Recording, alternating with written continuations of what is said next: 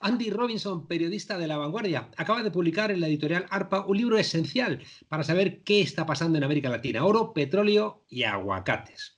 En el horizonte ha tenido el libro que escribiera publicar en 1971 Eduardo Galeano, en tiempo de dictaduras en el continente. ¿Qué diría hoy el desaparecido Galeano de una región donde ya no hace falta bombardear el Palacio de la Moneda de Chile, como ocurrió en ese año del 73? ¿Qué balance haría de los gobiernos de la izquierda en Venezuela, en Ecuador, en Argentina, en Brasil, en Bolivia? ¿Por qué perdieron? Nos explicaría los apoyos populares a esos gobiernos. Y quizá la pregunta más difícil: ¿pueden librarse esos países de la bota militar norteamericana y europea cuando son tan ricos en recursos energéticos, minerales, alimentos o agua? Robinson dejó la redacción, dejó las bibliotecas y se fue a caminar por América Latina, a hacer preguntas y a mirar con sus ojos de periodista de la vieja usanza, esas venas que aún siguen abiertas. Andy Robinson, bienvenido a esta frontera confinada. Hola Juan Carlos, muchas gracias por invitarme. Andy, el presidente Chávez le regaló un ejemplar del libro de Galeano a Obama. ¿Tendría sentido que, no sé, Alberto Fernández, el presidente de Argentina, o López Obrador, el presidente de México, le regalase tu libro a Donald Trump? Bueno, el libro, yo creo que no sé si Donald Trump tendría tiempo en este momento para leer el libro ni interés, pero... Pero te preguntaba porque Chávez pensó que Obama podía ser quizá receptivo, ¿no?, a la lectura de ese libro, aunque se lo regaló en castellano, ¿no? Se lo tenía que haber regalado en inglés. Pero en cambio yo no sé si tendría sentido que hoy Alberto Fernández o López Obrador le regalase un libro como el tuyo, que hace una reflexión también sobre el continente, a un presidente como Donald Trump. Creo que, digamos, Obama en aquel momento daba la sensación de que era más receptivo a una nueva política en América Latina, ¿no? Ese acercamiento a Cuba, etcétera, incluso el hecho de que se fue a encontrarse con Raúl Castro, etcétera. Pero digamos, yo pongo en el libro que casi después de lo que pasó 2 años después de ese encuentro entre Chávez y Obama,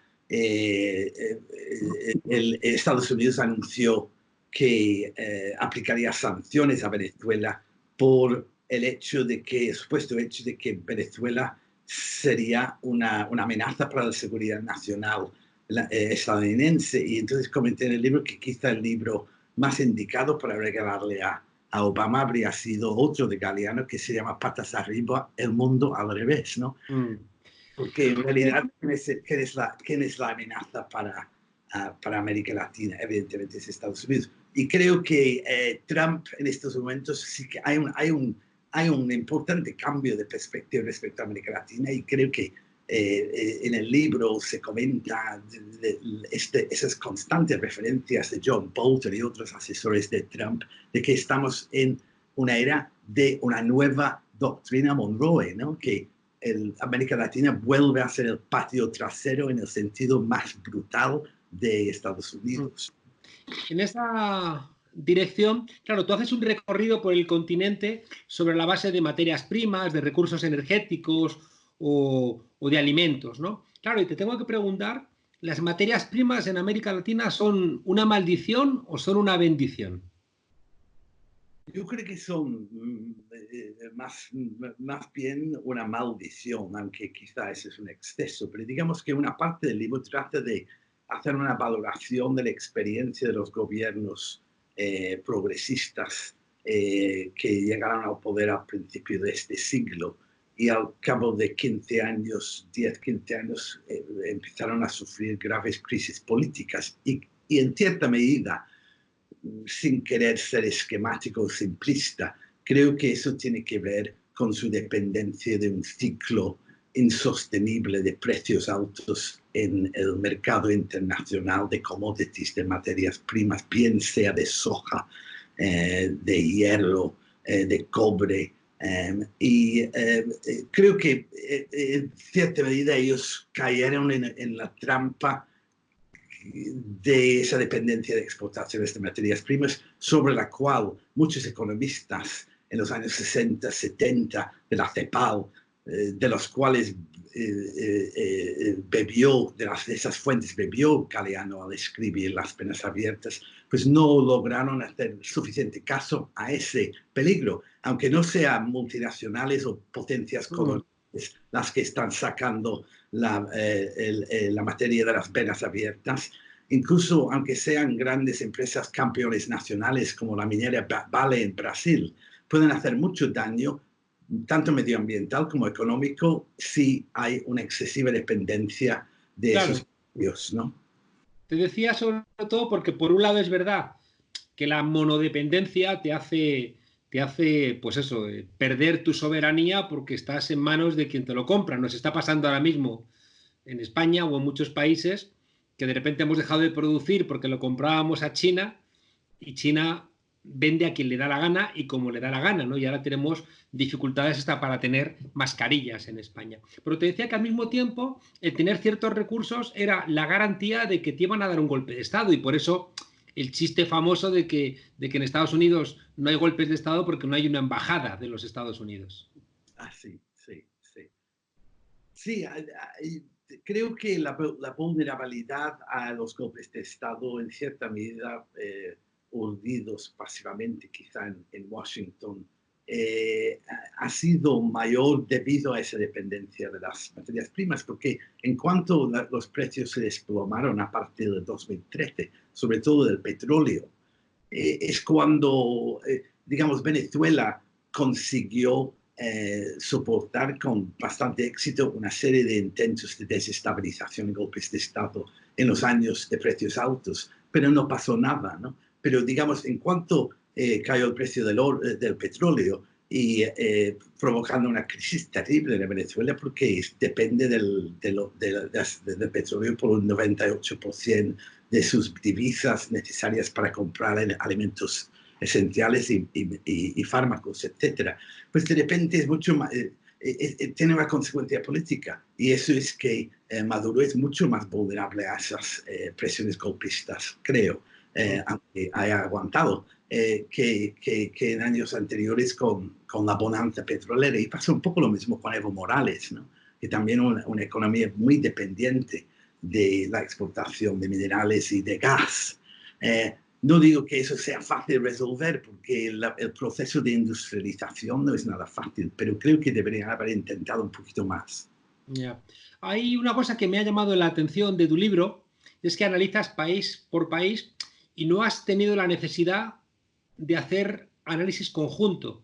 Cuando tengo la sensación de que si este libro lo hubieras escrito hace 10 años, casi obligatoriamente hubieras metido un capítulo de las vinculaciones en un continente porque seguramente ahora está mucho más desunido que hace 10 años. Eso sí que es verdad, es difícil sacar una sola narrativa en estos momentos.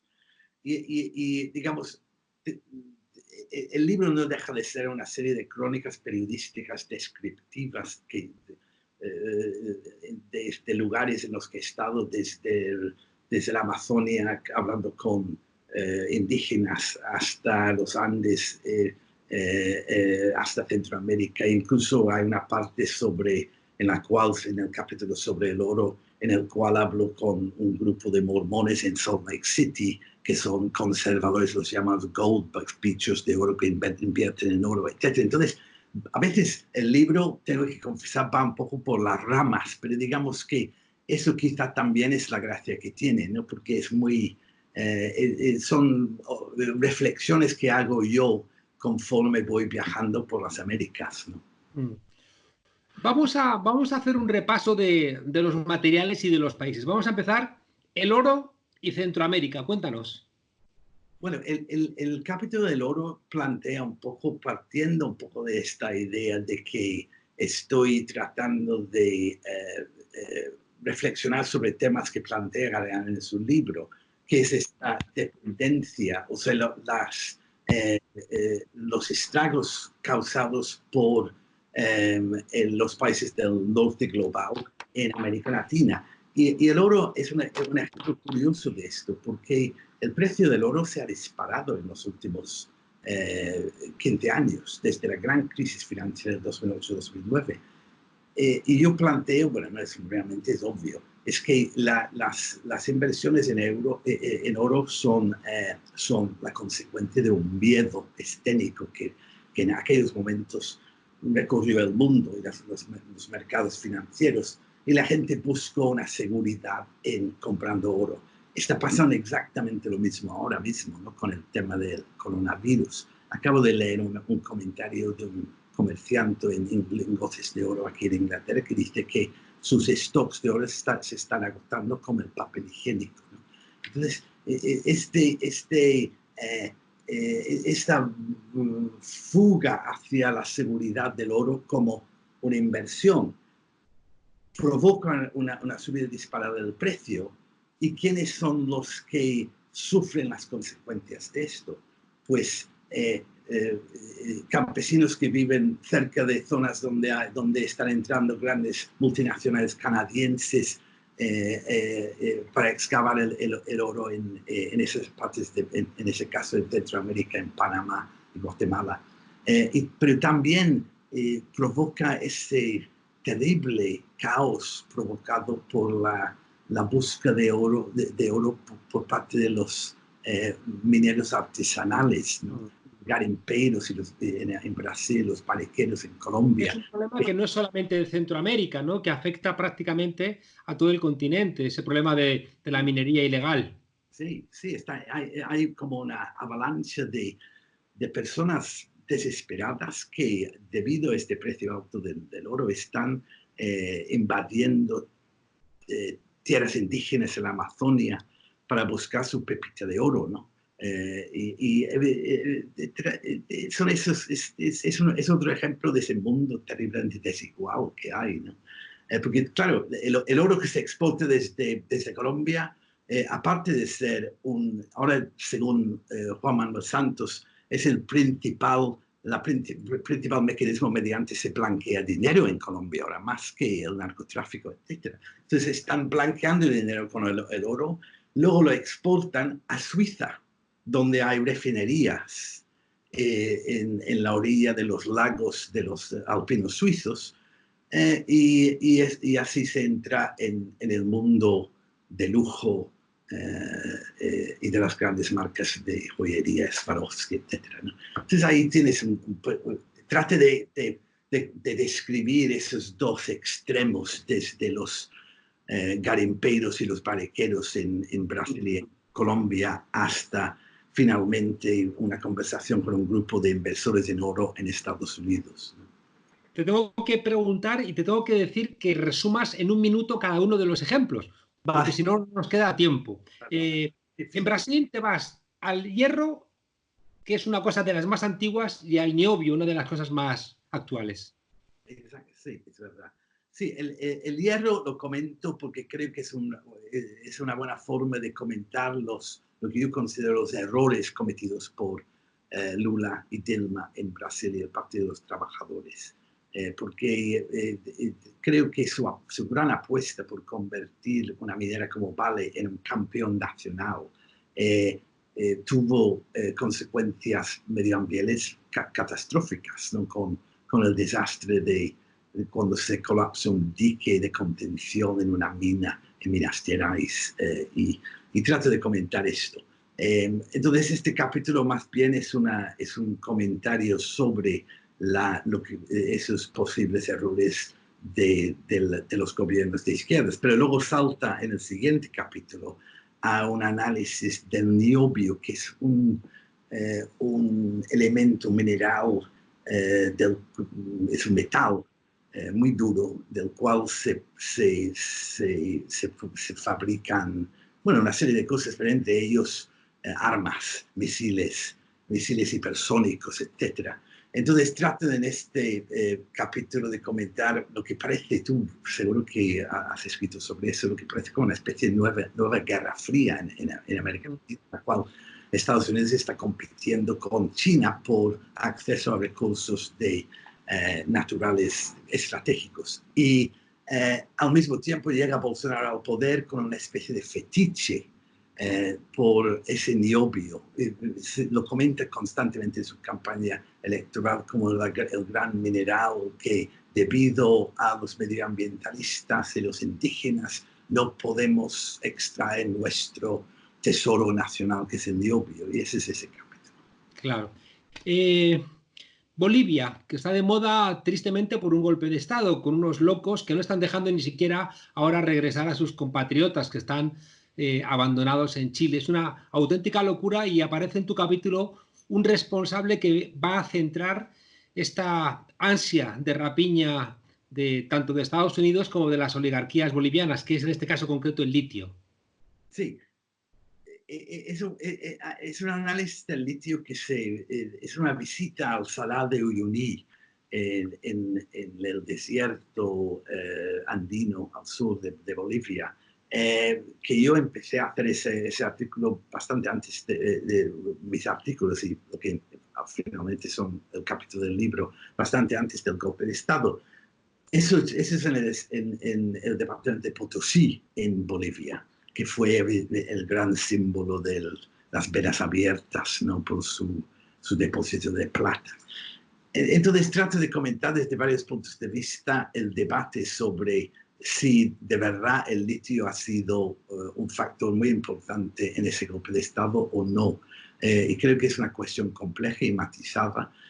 Una de las cosas muy curiosas es que el levantamiento ciudadano en Potosí, encabezado por un joven político de derechas que se llama Marco Pumari, fue iniciado antes de la campaña electoral debido a la percepción de este grupo de que Evo Morales había firmado un contrato muy poco ventajoso para Bolivia con una empresa alemana y otra china para la extracción del litio. Y esto probablemente por motivos, por esta falacia, pero digamos que entró en la conciencia del potosino medio, que siempre tiene esa especie de complejo de que le están quitando el tesoro y la plata. Y Marco Pumari, de forma muy maquiavélica, lo convirtió en un movimiento contra Evo Morales, que finalmente ellos fueron los que quemaron la sede del Consejo Electoral y fue un grupo neofascista, ¿no? Entonces creo que nada es fácil de entender en América Latina. O sea, las apariencias siempre engañan. A veces puedes pensar de forma simplista. Creo que fueron los americanos los que quieren el litio y por lo tanto organizaron un golpe. Pero trato de matizar esto, ¿no? Porque a veces en ese caso creo que había un elemento que fue simplemente que había una predisposición de la gente de Potosí de pensar que les iban a robar el tesoro, y eso paradójicamente volvió contra Evo Morales, que era precisamente el presidente que por primera vez quiso industrializar el proceso de extracción, convertir el litio en baterías y hasta en coches eléctricos. Y todo salió por la culata, ¿no? Yo creo que en América Latina, Estados Unidos no siempre es condición suficiente, pero casi siempre es condición necesaria, ya que sin la autorización de Estados Unidos, pues no hay golpes de Estado en el continente. Nos hemos comido el tiempo, narras en el libro también cuestiones como la patata en Perú, el aguacate en México, los plátanos en Honduras, la soja en Brasil, pero quería preguntarte para terminar en el minuto que no nos queda, el tema del petróleo y Venezuela. Sí, esto creo que ha quedado bastante claro y lo comento en el capítulo. Yo estuve en Venezuela en febrero del año pasado, fui a la presentación en Caracas, fui a la presentación del Plan País de Juan Guaidó, en el cual hablaron de forma muy abierta de su deseo de conseguir capital extranjero para la industria petrolera. Y aunque negaran que existía un proyecto de una privatización total, quedaba claro que era una privatización paulatina lo que se estaba planteando. Eso fue pues una cuestión de 2 o 3 semanas después de la autoproclamación de Guaidó, ¿no? Entonces, esto creo que es relativamente obvio. Y aunque se niegue en todos los medios del mundo, es bastante obvio que en un país como Venezuela, si existe un golpe de Estado, el mismo John Bolton dijo que un cambio de régimen en Venezuela tendría crearía oportunidades para las petroleras estadounidenses. Y digamos, desde entonces, pues ahora tenemos, evidentemente, se está convirtiendo. Yo hablé incluso con Stalin González, no sé si conoces, estuve en Venezuela hace 3 semanas y le hice una entrevista a Stalin González. Y él mismo dijo que esa propuesta de Plan País era de derechas de más, dijo él. Creo que en Venezuela... Y él es un opositor, aunque se llame así, es un opositor, ¿no? A Nicolás Maduro. Yo creo que él mismo, que ha sido uno de los colaboradores más estrechos de Guaidó, se está alejando ahora mismo, porque en estos momentos en Venezuela, aunque no sepamos aquí, Juan Guaidó apesta, creo, ¿no? Políticamente. Nadie quiere acercarse. Es decir, pero digamos que hay muchos problemas en Venezuela y creo que Maduro, en lo que se refiere al sector petrolero, también está, debido a la gravedad de la crisis, están vendiendo forzados a vender, el mismo gobierno de Maduro, vender activos estratégicos de PDVSA a Rosneft, etcétera.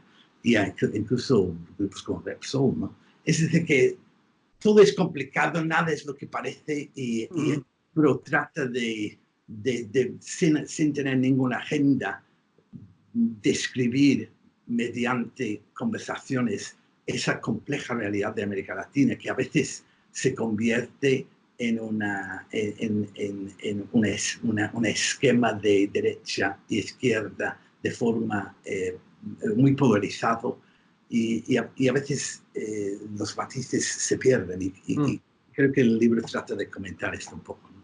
Pues Andy Robinson, muchas gracias por este esfuerzo. No sé qué va a pasar con el continente latinoamericano, con el coronavirus. Tú estableces ahí una serie de problemas estructurales y no sé si eres optimista o pesimista con el futuro del continente. Creo que soy optimista porque estuve en Chile hace 2 meses, bueno, en noviembre, viendo esas increíbles movilizaciones en Santiago de Chile. Y cuando ves esto es imposible ser pesimista. Muy bien. Andy Robinson, muchísimas gracias, corresponsal de La Vanguardia, autor de Oro, Petróleo y Aguacates. Gracias por tu mirada. Saludos. ¿Estás en Londres? Estoy en Liverpool. En Liverpool. Mi padre. Muy bien. 91 años. Pues estupendo, un abrazo para los dos. Quedaos en casa y ojalá pronto salgamos de esta locura. Un abrazo fuerte desde Madrid. Muchísimas gracias, Juan Carlos. Un abrazo. Pronto.